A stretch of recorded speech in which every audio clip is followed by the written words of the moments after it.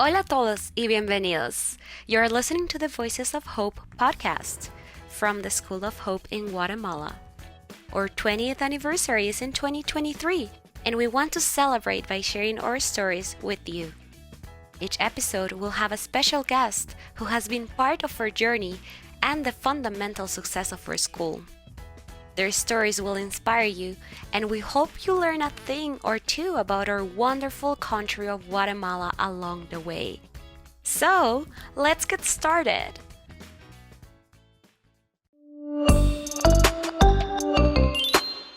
Hola, welcome to our 5th episode of Voices of Hope. My name is Sinead. I'm the Development Coordinator at EFTC, working with our team in Guatemala, the US, and the UK offices, spreading the word about our wonderful foundation and inspiring people to visit us here at the School of Hope. Throughout this series, I will be talking to people who make EFTC possible, from students to sponsors. Today, we are talking to Lauren, a former volunteer and the current Development and Fundraising Officer in the UK. Hi, Lauren. We are so happy that you're here with us on the podcast. Hi, Sinead. Thank you for having me. How did you find out about EFTC? To this day, I still can't remember exactly how, but basically I studied politics and Spanish at university. And as part of my 3rd year, I had to spend a year abroad in a Spanish-speaking country. I knew that I wanted to work in the NGO sector after university. And instead of going to university in a Spanish-speaking country or teaching English, I decided to try and get experience working with an NGO abroad. So that kind of leads into my next question of what motivated you to be a volunteer with EFTC. It was more about experience for the career path that you were getting into. Yeah, it was definitely primarily career motivation that made me decide to become a volunteer. And can you tell me what the application process looks like to be a volunteer at EFTC? Yeah, it's couple of pages long. I remember it being asking what stage of my life I was at, what I could bring to EFTC, whether I spoke Spanish or not, what kind of activities and tasks I'd be happy to do at the foundation. And then there's obviously all the kind of police and children's records checks. Yeah, we make sure that everybody works for us or volunteers anytime they have anything to do with any of our kids. We have background checks that are required just for child safety because the number one priority is obviously the students at the school. So what kind of volunteer were you and for how long? So I volunteered at the School of Hope for 8 months, starting from mid-September 2015 to mid-April 2016. And I guess my day was split roughly half and half. So during the school day, I worked with one of the prepa teachers. So I worked in the classroom alongside her, supporting with marking students' homework, classroom management, creating fun and exciting tasks, and just supporting her through a lot of the daily activities, planning, and that kind of thing. And then in the afternoon, when the school day finished, I would usually go into the office with the communications people, the visitors and volunteer coordinator, and I would do kind of computer administrative tasks such as filling out databases, translation, and just anything that came my way. I've done lots of random other tasks throughout my time there as well. And just for clarification for anyone listening, prepa is like 5 and 6-year-olds, right? Yeah, the youngest kids. And there's always random stuff to do at the school. So I bet everyone really appreciated that you're willing to do all of that. Yeah, it was a really great class to be with because when I joined in September, those students had already been at the school for 6 months and they were coming towards the end of their time in prepa. And then when I returned in January for the new academic year, those were the new little students that had never been in the classroom at all. So seeing the difference between the two groups when they finished and then the new group started, it was really interesting. I bet. Seeing them the first day, we just finished we're on our 3rd week of school, and those little prepas, they're so cute, but you can tell they're just not used to being at school. It's so sweet. They're lovely. So can you describe a little bit more about your experience as a volunteer at the School of Hope? Yeah, sure. When I first started, there was a good group of us. There was quite a few UK volunteers. There was a couple of European volunteers. And it was really nice because during breaks and lunch times, you'd often hang out together in the playground, you'd have lunch. And I also did a homestay, that was another really good way of getting to know the volunteers better. I stayed with an older lady who only accepted volunteers from EFTC. So we'd have breakfast together in the morning, we'd get the chicken bus to the school, and then usually after school in the evenings, we'd hang out together. And we got on really well. We had weekly check-in meetings with the visitor and volunteer coordinator. So we'd talk about our highs and our lows and kind of what we were looking to develop more. And it was a really, really great experience.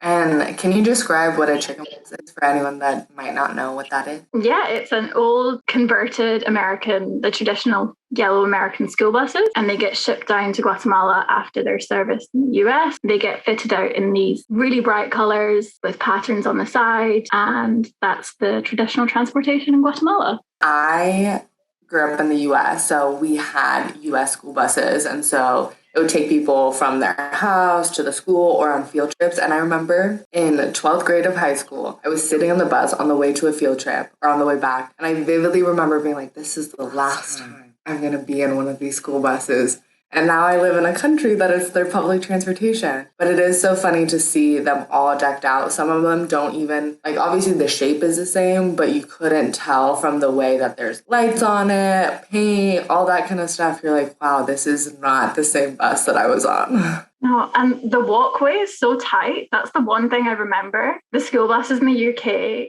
the walkway between the two aisles was never that tight. And then when you're getting on the bus in the morning, you're like whacking the lady who's sitting down or the people beside you because there's just no space. But they're great. They're a great way to get around. So it sounds like you had a nice time with bonding with other volunteers. I think that having people in the same kind of situation with you and going through the process with you is always super special. So I'm assuming that a lot of the volunteers know English, but a lot of the people at the school and the students at the school only speak Spanish. Was there any kind of language barrier that you had to deal with? Yeah, there definitely was at the beginning. I was there because I was studying Spanish at university, but the curriculum at university teaches you Spanish that perhaps doesn't translate well into a classroom. So I remember one of the first days, the teacher I was working with, she asked me for las tijeras. And I was sitting there for a few minutes wondering what that was. And eventually she had to pick one up and show me. So yeah, there was little bits and pieces that just because of the Spanish I was learning at university wasn't classroom Spanish. But I quickly got over that. And I think the more that you speak to the students and are immersed in that classroom environment, it really, really comes along. I think when I went back to university, I noticed a real difference between my Spanish, not to toot my own horn or anything, but my Spanish and the Spanish of those who had either gone to university or taught English in Spain, because they all lived together, went out together, and did everything together. So they just kept on speaking English, whereas I was completely immersed in a Spanish-speaking environment for those 8 months. Yeah, and you didn't really have a choice because I'm assuming the teacher that you're working with doesn't know the word for scissors in English. So it's kind of like you learn that word and the next time you had to know it. Yeah. And also I think there was times, because I was there for so long, there was times throughout the year where there were no other volunteers. So Spanish, I had to speak Spanish all the time. And I also want you to toot your own horn about your Spanish because I think that they're great. So aside from being a volunteer and being immersed with the work that you were doing and the house that you were living in, what was it like being a visitor and a tourist in Guatemala? Yeah, I think I went through various different stages. The first couple of months, I really took advantage of being in Antigua, being a tourist in Guatemala. So during the weekends, I would go to the lake or we'd go to the beach. And on the weekends, we'd go out to restaurants and bars and just kind of try and take advantage of everything that Antigua has to offer. And slowly, as my volunteer friends left, I kind of felt a bit more settled in the daily life and would relish the chance to come home after a day's work or day's volunteering just to relax. because it can be pretty exhausting being at the school for 9-10 hours a day, lots of noise, lots of things going on. I see my time at the school split in two halves, with kind of the Christmas holidays in the middle. And definitely my second 4 months was much more relaxed and more about being there and living there as opposed to being a tourist there. That totally makes sense. The break in December is 3 weeks, so that's a really nice amount of time to reset. How did you deal with all of the noise and activity and everything that was happening at the school all the time? Because it is loud all the time. There's always something happening. There's always lots of kids around. They always want attention from everyone. So how do you deal with that? Some days I would stay in the school grounds for break and lunchtime, but I would also often escape to the finca behind the school. I don't know if it's still there, but there was a little coffee shed right beside the riding centre, and I'd get a coffee and a tostada from the señora that worked there. And that was kind of just 10 minutes of peace and quiet where I would have a chance to have my own time and get ready to go back into school for the second half of the day. I have so much respect for all of the teachers, all the patience they have. They're spending the whole day with students, and I'm in my office, and sometimes they come in and out, but I'm able to put my headphones on and kind of zone everything out, and they're just in the thick of it the whole time. And so I'll say something like, we'll go take a picture, I'll be like, oh, that class was rough today, and the teacher will be like, yep, I'm with them all day, I know exactly how they are. Or I'll be like, oh, they're so cute, and they're like, yep, I also know that because I'm with them all day long. So mad respect for the teachers.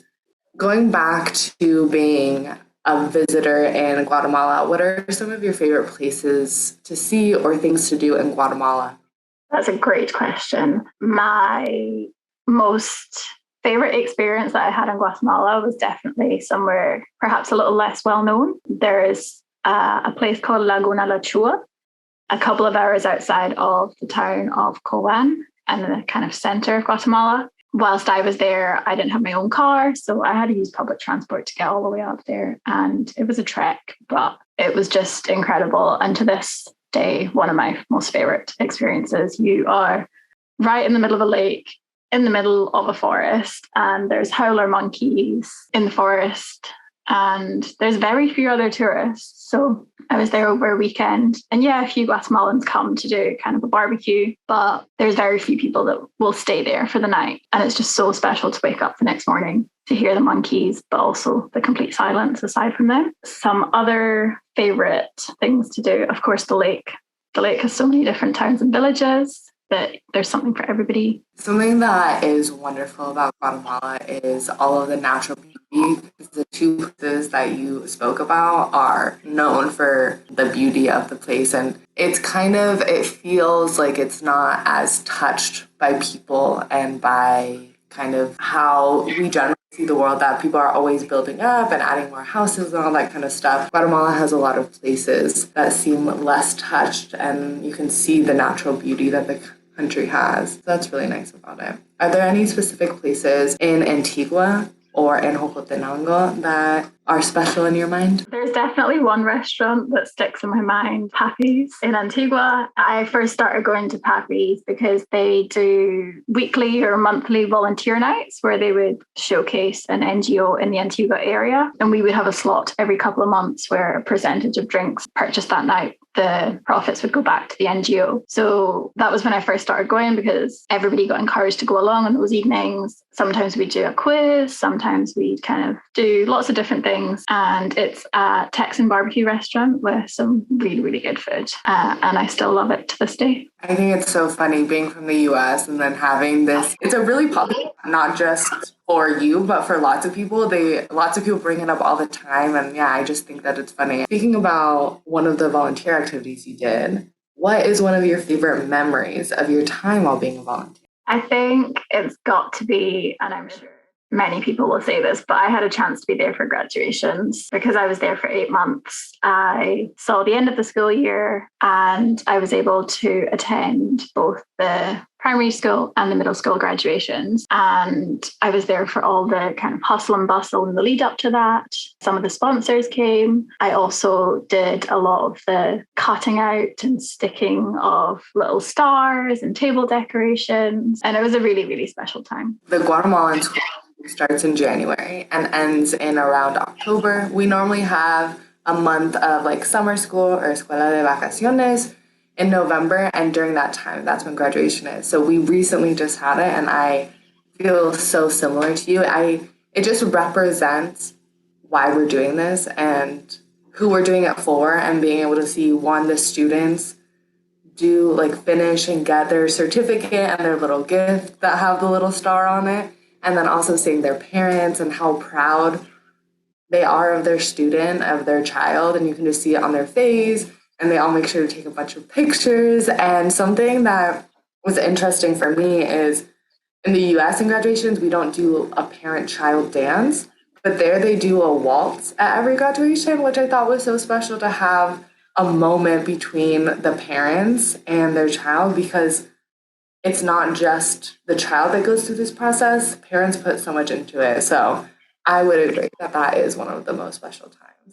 It's also the 2022 primary graduation class, the class that I volunteered with when I first started. So seeing the pictures from November of them graduating was really, really special, because I'm now working for EFTC and they've just graduated primary school. That is so sweet. I'm trying to match up pictures of all the classes, and it's so cute to see some students look totally different from when they started to the end of primary school or the end of middle school, and some students look exactly the same. It's so sweet. What would you say to someone who is thinking about volunteering at the School of Hope? I would say go for it. It was a really, really great experience. And I think I wouldn't be where I am in my career today if it wasn't for my time with the EFTC as a volunteer. I also think my Spanish would be nowhere near as good as it is if I hadn't volunteered. It gave me a chance to learn more about the foundation and the school, but also learn more about the day in and the day out of running an NGO. There's a lot of kind of administrative tasks that you just don't realize go on, but are so necessary for the continual running of everything. Something that I didn't think of before working here is how much we talk about water, because we have a water filter system, and just how often that gets checked, and if there's any problems or whatever happens, that's just something daily discussed, and never would have thought of that before working here. So I totally get that. And it's such a different experience knowing about it, talking to someone that's been there versus actually you going yourself and being in it, and you just feel differently and you get to really understand everything and get a better sense of who EFTC is. You volunteered and then you decided to work for the foundation. What motivated you to do that? Yeah, so I graduated university undergraduate in summer 2018. And I always knew that I wanted to work in kind of charity and international development, but the undergraduate option to study that isn't available in Scotland, which is why I went to study something else. After doing my undergraduate, I travelled for a little bit, and then I decided to go back to university and do my master's in international development. It was during COVID times. I moved to England for it. And once I finished that, literally right in the middle of finishing up my dissertation, a job became available with the EFTC. So I don't know if it was fate, I don't know what it was, but I applied and I got the job. And how is it different working for EFTC versus volunteering for EFTC? A lot of my role is definitely the administrative side of things. So it's a bit more behind the scenes, but I think having that understanding of having been at the school for so long really, really helps me in my day-to-day role. I'm able to think back to things, remember students, remember what goes on at specific times of the year, which really helps me when I speak to the people who support us, because I'm able to reference back to these things. And another nice thing that I appreciate about you is that your Spanish level is so high. So I don't have to be the one. If I'm sending you a document, I don't have to translate it into English. You already can do that yourself and understand whatever language the document is in. You got it handled, which is so nice. That means a lot. Thank you.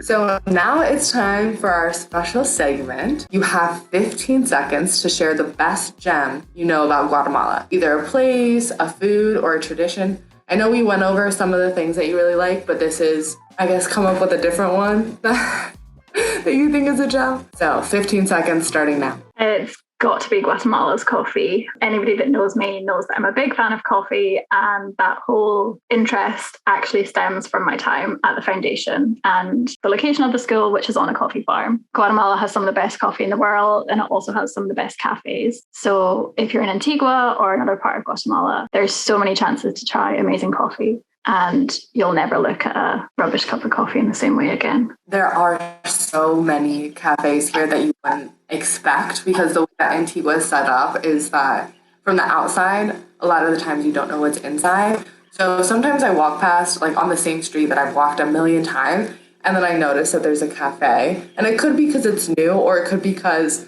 like the one time the door was shut, another time was open, I wasn't paying attention. But there are lots of wonderful cafes once you enter those doors. It's known worldwide that there's good coffee in Guatemala, but it's also kind of hidden that you wouldn't think first Guatemala for coffee. So thank you for sharing that with us. Before we finish our episode, we would like to remind you of the special competition for our supporters to win one of our very new, very lovely EFTC shirts. We'd love our supporters to share their favorite EFTC photo, maybe when you visited the school, attended an event, or even at home when you received a letter from a student. Everything is welcome. We will be sharing the photos on our Instagram, so make sure you follow and tag us on your posts at EFTC Foundation. Thank you, Lauren, for being on our podcast and sharing your experience of being a volunteer and eventually working at EFTC. You have been part of multiple aspects of the foundation, and we appreciate everything you've done and continue to do. Thank you, Sinead. Thank you for having me. It's been great chatting. See you on our next episode, talking about our entrepreneurship program with one of our entrepreneurship students, Adolfo, and one of the founders of the partner organization that makes this program possible, TIE. Stay tuned on our socials at EFTC Foundation. Thank you for listening to one of our amazing stories of hope. Please visit our site to sponsor a student. Visit us in Guatemala or learn about what you can do be part of our work.